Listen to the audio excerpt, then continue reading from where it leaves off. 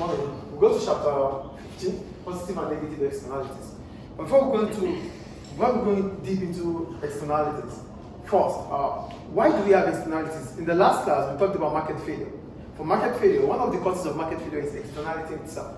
So that means the action or inaction of an individual or firm that becomes a detriment or a border to that becomes that is harmful to the third party is called externality. So whatever you do that hurts me, like drawing on the table that other people don't like the same. Yeah, it's your table.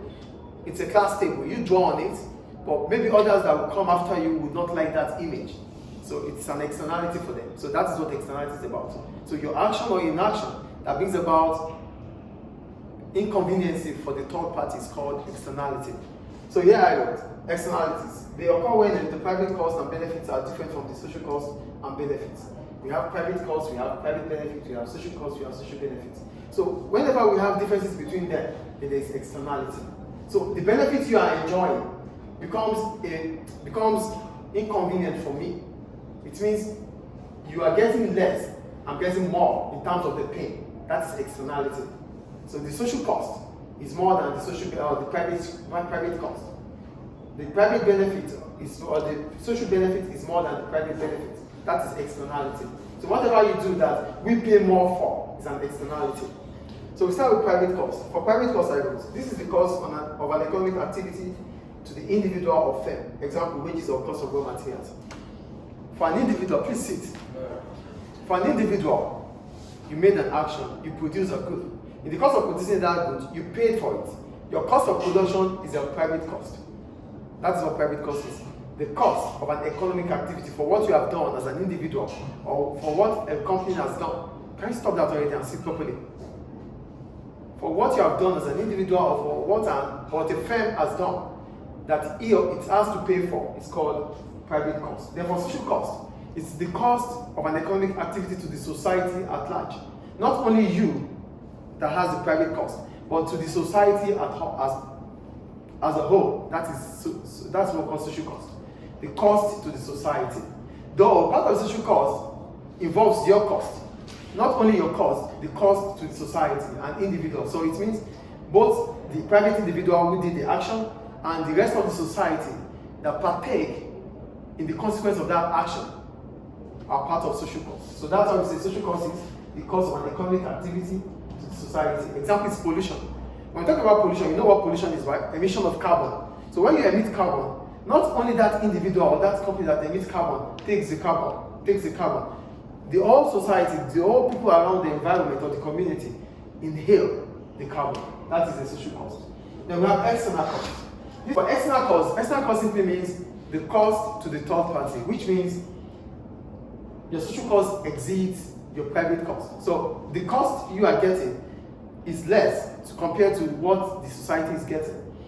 Then we have social cost. The formula is private cost plus external cost. For social cost, it is private cost plus external cost. Private cost is the cost to that individual or the firm. External cost is the cost to the third party. Those who do not partake in the action but are enjoying or getting the consequence of your action. Those are external costs. Then we go to private benefits. Why do we call it private benefit? We call it private benefit because you enjoyed the action you have taken. So that's why it is the benefit of an economic activity to the individual or the firm. So that individual or that firm that produces the product that it's making profit from, that is private benefit. Do you understand what private benefit is here? The benefits to that individual who took that action. The benefits to that individual who didn't take the action. That is private benefits. Then we have social benefits. This is the benefit of an economic activity to the society. So it is social benefit because it benefits the whole society at large. Example of social benefit is provision of healthcare. Yeah, provision of healthcare. Why is provision of healthcare a social benefit? It's a social benefit. For example, let's talk about injection. Let's talk about you taking a vaccine. As long as you take that vaccine, maybe because of COVID.